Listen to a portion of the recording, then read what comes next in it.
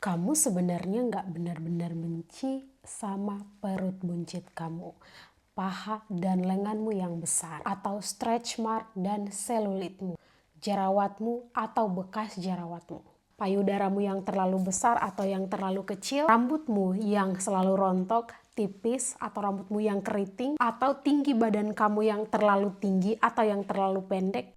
Serius nih, aku nggak salah dengar kan? Atau cuman kamu pengen bikin aku senang aja? Kok kamu bisa ngomong kayak gitu sih? Aku aja tiap hari kesel sama badanku ini loh. Kamu mah nggak tahu aja rasanya hidup di badan aku. Mari kita hilangkan rasa insecure dari pikiranmu. Pergi jauh-jauh dari rumah ini, tonton videonya sampai selesai ya. Guys, welcome back to my channel. Kalau kalian baru pertama kali bergabung, welcome. Hari ini kita bakal ngobrolin tentang insecure. Bahasa paling sederhana dari insecure adalah tidak percaya diri atau merasa kurang aman, takut, dan ragu sama diri sendiri. Contohnya begini, dia insecure karena tidak yakin dengan kemampuan dia, atau orang yang insecure mudah takut ditinggalkan atau nggak diterima. Insecure itu menurut aku adalah perasaan kita sendiri yang bikin kita merasa kurang, bukan fakta bahwa kita benar-benar kurang. Dengarkan ini baik-baik. Insecure itu sebenarnya normal, tapi seringnya berasa nggak normal karena kita tuh pikir cuman kita sendiri yang ngerasain. Dan banyak orang yang berpikir bahwa insecure itu berasal dari diri sendiri. Tapi aku percaya itu akarnya dari standar masyarakat. Masyarakat itu punya standar jadi-jadian soal kecantikan. Harus putih, harus langsing, harus lurus rambutnya, harus wajah mulus tanpa jerawat. Lalu kita perhatikan, kayaknya kita nggak ada standar itu deh. Lalu kita mikir, kalau aku nggak ada yang seperti itu berarti aku kurang. Aku mau kalian tahu ini, nggak ada aturan yang bilang hidung harus mancung, kulit harus cerah, badan harus kurus, tinggi harus sekian. Semua itu adalah aturan yang dibuat oleh beauty standard. Komentar orang-orang negatif di sekitar kita, dan kamu sendiri yang bikin perbandingan dirimu dengan artis-artis Korea, orang-orang yang punya privilege di sosial media. Yes, pertanyaannya, apakah yang bikin kita nggak suka sama bagian tubuh kita? Sayang, kita diajari untuk membenci tubuh kita sendiri. Pikirkan ini. Gak ada bayi yang lahir sambil mikir, badanku jelek, hidungku besar kayak tomat, kakiku lebar kayak papan, jerawatku kayak pasir di laut dan bintang-bintang di langit. Masuk kembali ke perut ibu. Bayi yang lahir, mereka gak mikir soal bentuk perutnya, gak malu sama lipatan pahanya, gak nanya kulitnya cukup cerah apa enggak. Dia nangis aja kalau lagi lapar, tertawa aja kalau lagi nyaman, tidur aja kalau lagi capek. Dan rasa nggak suka sama tubuh baru muncul belakangan saat lingkungan kita mulai kasih label. Kamu terlalu gemuk atau terlalu kurus, kamu hitam, kurang cerah, nggak glowing, badan ideal, badan nggak ideal, cantik dari lahir, kurang feminim atau kurang maskulin. Apalagi kalau udah kurus baru bahagia. Sayang, yes. Yang ngajarin benci sama tubuh sendiri itu adalah lingkungan kita. Dari beauty standard di sosmed, iklan, film-film mengulang pesan yang sama. Kalau cantik harus putih, kalau cantik harus langsing, kalau cantik harus muda, tanpa garis-garis, tanpa jerawatan, bla bla bla bla. Jadi kita mikirnya kalau gitu sekarang harus glow up, harus anti-aging. Lalu kita menilai bahwa tubuh kita kurang kalau list-list di atas nggak terpenuhi. Oh my god, oh my god, oh my god. Tanpa sadar, kita akhirnya menilai tubuh kita, membandingkan tubuh kita dengan tubuhnya orang lain. Dan komentar-komentar itu nempel seumur hidup. Katanya bercanda, kok buat yang nerima malah luka batin. Seolah-olah cantik dulu baru berharga. Harus mulus dulu baru pantas dicintai. Dengar sayang, banyak dari list-list ini normal secara biologis, tapi dibikin masalah oleh iklan dan media. Keriput dan garis halus nyebutnya penuaan dini, seolah itu adalah penyakit. Stretch mark nyebutnya cacat yang harus disamarkan. Jerawatan, respon hormon dan sistem imun, tapi dijual sebagai tanda tubuh nggak bersih. Warna kulit, media mempromosikan satu warna kulit sebagai standard beauty yang sehat. All is about narasi. All is about narasi. Nah, kalau kita berdamai dengan tubuh kita dan saat kamu sadar, oh, ini tubuh normal, bukan rusak. Di situ kuasa narasi mulai runtuh. Maka dari itu, mari kita berdamai sama tubuh kita. Berdamai bukan berarti langsung suka, tapi kita berhenti memusuhi tubuh kita. Kita iri sama tubuh orang lain dan yakin kalau hidup mereka pasti lebih baik. Kita nggak sadar kita merendahkan diri kita sendiri. Dan itu adalah ilusi insecure. Rasa nggak aman itu di pikiran kita aja, bukan dari realita yang sebenarnya. Sederhananya gini, kepala kita bikin cerita lalu kita percaya cerita itu. Merasa nggak cukup, aku merasa nggak pintar, aku merasa nggak cantik, menarik. Ada nggak bukti realnya kalau orang lain menilai seperti itu? Atau orang lain lebih maju dari aku karena kamu melihat itu di medsos. Kamu nggak lihat proses dan perjuangan mereka. Dan ilusi itu berakar dari kebiasaan kamu membandingkan diri kamu sama pengalaman masa lalu. Pernah diremehkan, ditolak, diabaikan, lingkungan yang jarang mengapresiasi, standar sosial yang nggak realistis. Sekarang, kalau mau hentikan ilusi ini, tanya sama diri kamu sendiri, ini fakta atau asumsi? Dan berhenti membandingkan proses hidupmu dengan insight-nya orang lain di sosial media. Ini foto aku 10 tahun yang lalu, momen dimana aku selalu ngerasa ada yang salah sama diriku. Aku benci hidungku yang besar, aku benci badanku yang pendek, aku benci jari-jariku yang besar, kulitku yang gelap. Isi kepalaku waktu itu aku kalah cantik dari orang lain. Sampai suatu hari, hidup membawaku kerja bareng teman-teman bule. Satu yang mereka bilang adalah, kulitmu sangat cantik. I wish I had your skin. Aku bengong. Kok bisa?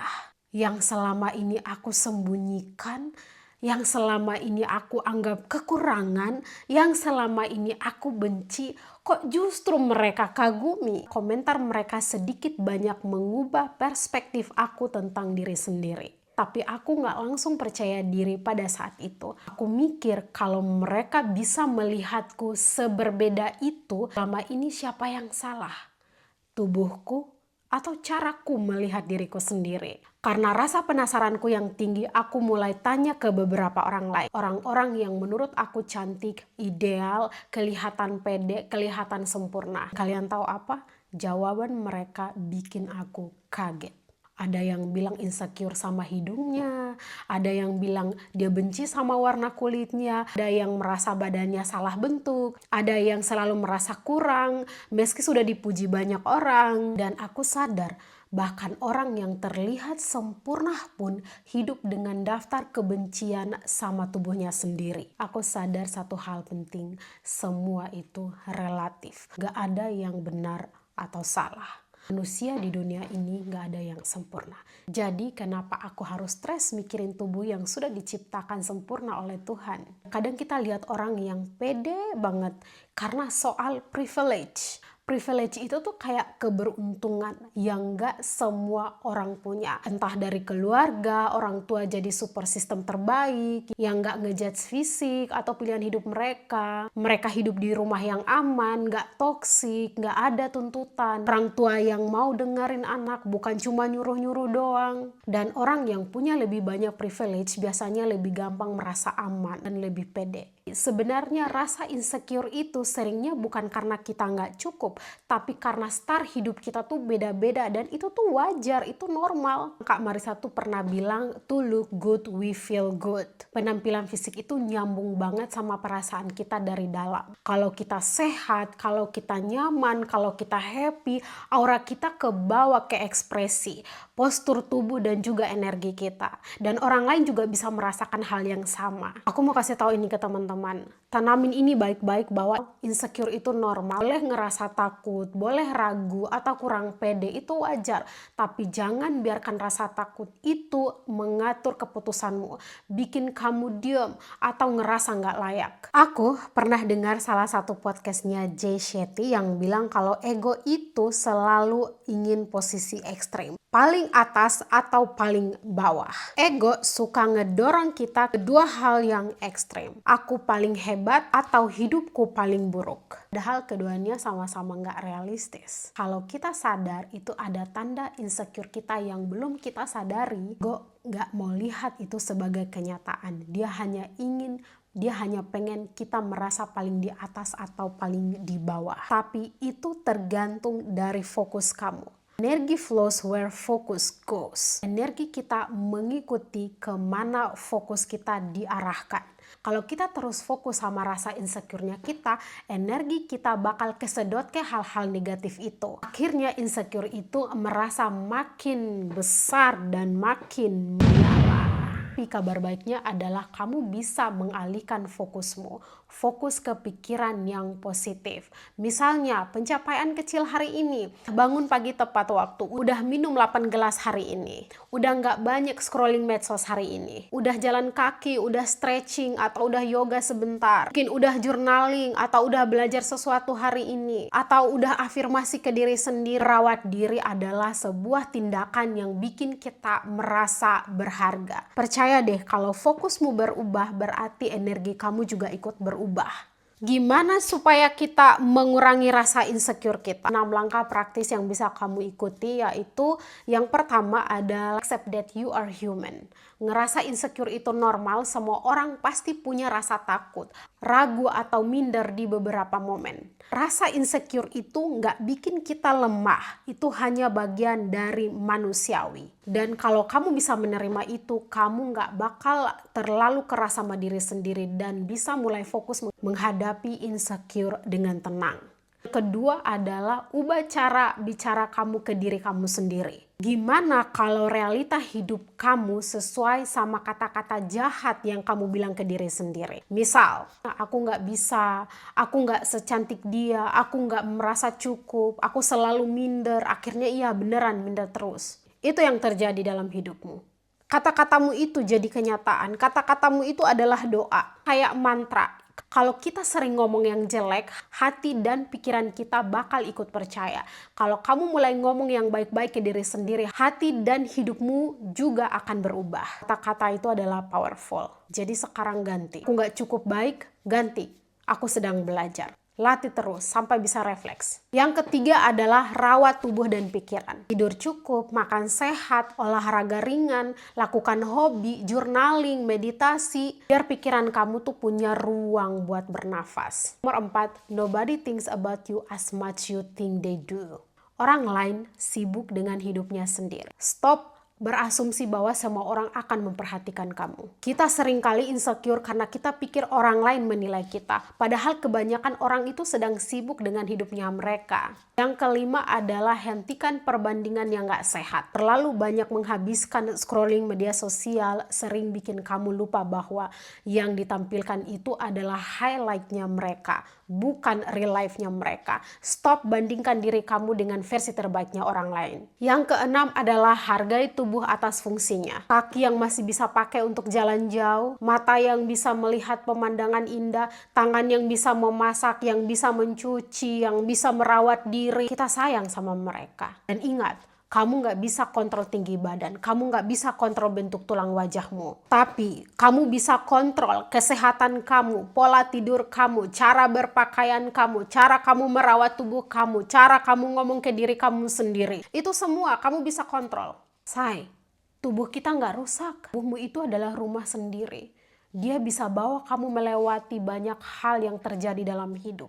Yang melelahkan, sakit, senang, tertawa, menangis. Mari kita fixkan rasa insecure ini dengan kita perbaiki mindset kita. Capek kan kalau selama ini terus-terusan insecure, terus-terusan ngebenci tubuh sendiri, terus-terus jadi musuh buat diri sendiri. Realitanya adalah bukan tubuh kita yang kurang, tapi karena cara kita memandang tubuh kita itu terlalu jahat. Kita diajari fokus sama lipatan, selulit, bekas luka, sampai lupa kalau tubuh ini yang menemani hidup kita sejauh ini. Pergi jalan, kerja, bertahan, sembuh, semua pakai tubuh ini. Mungkin hari ini kita nggak perlu langsung suka sama tubuh kita. Cukup berhenti memusuhi aja. Cukup berhenti ngomong jahat ke diri sendiri. Dan ingat guys, beauty standar itu berubah-ubah terus. Dulu kulit putih dianggap ideal, sekarang tan skin. Standar berubah terus, jadi nggak masuk akal kalau kita mengorbankan kesehatan mental kita untuk sesuatu yang nggak konsisten. Guys, mulai hari ini berhenti jadi musuh terbesar diri sendiri. Stop ngomong jahat ke tubuh kamu sendiri. Stop menilai dirimu dari highlightnya orang lain. Stop percaya standar yang gak masuk akal. Kamu itu cukup. Kamu itu berharga. Kamu itu unik. So, promise yourself today. Bilang ke diri sendiri, I'm enough. I'm learning. I'm growing. My body, my mind, my life, I will take care of them with love. Jadikan tubuh kita adalah rumah kita. Pikiran kita adalah pusat dari semua keputusan. Tempat kita memilih apa yang masuk, apa yang tetap, dan apa yang harus dikeluarkan. Dan stop insecure dengan hal-hal yang tidak layak menguasai rumah kita. Karena jika kamu benar-benar mencintai diri kamu sendiri, jagalah baik-baik dirimu. Isilah hal-hal yang baik dalam diri kamu. Karena kebaikan untuk diri sendiri mendatangkan kebahagiaan. Kalau saat ini kita masih berasa insecure, kita masih berasa belum bahagia, itu artinya kita diingatkan lagi untuk mengisi diri kita dengan kebaikan. Oke teman-teman, thank you for listening. I will see you on the next episode. Bye-bye.